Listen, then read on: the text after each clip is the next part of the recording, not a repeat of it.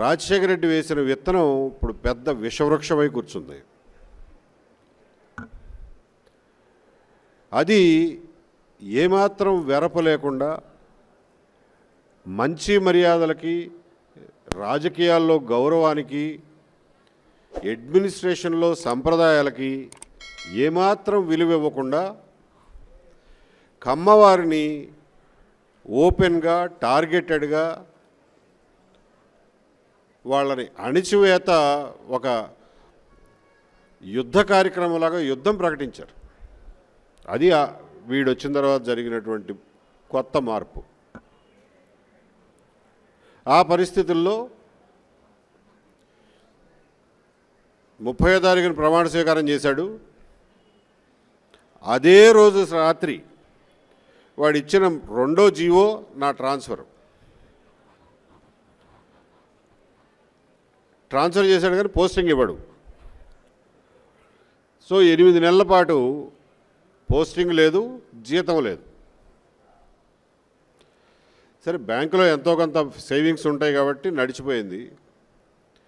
అప్పటికీ కూడా నేనేం కొట్లాడలా, నేనేమి ఎవరితోనూ పోట్లాడలా.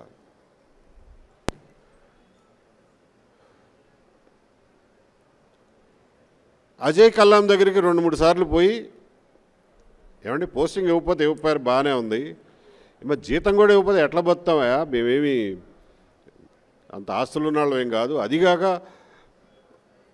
రోజువారీ ఖర్చులు జీతాలు వస్తే కానీ నడవు అని చెప్పంటే ఆయన కూడా ఒక కాగితం పెట్టండి చూద్దాం అన్నాడు.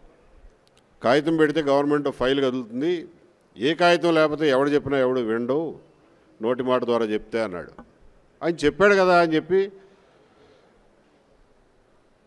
జనవరి 6వ తారీఖున 2020 సంవత్సరం జనవరి 6వ తారీఖున, బాబు నాకు పోస్టింగ్ ఇవ్వండి, ఇవ్వకపోతే కనీసం జీతం అన్న ఇవ్వండి అని చెప్పి ఒక లెటర్ పెట్టా, ఒక్క పారాగ్రాఫ్తో 4 వాక్యాల్లో. ఏమి స్పందన లేదు.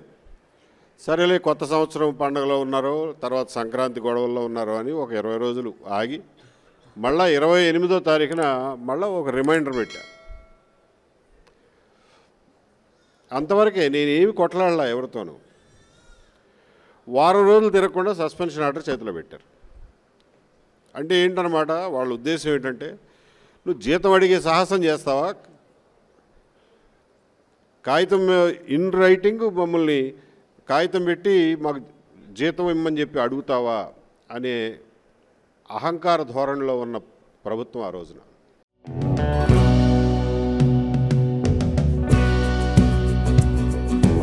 Like, share and subscribe to Rajaniti channel.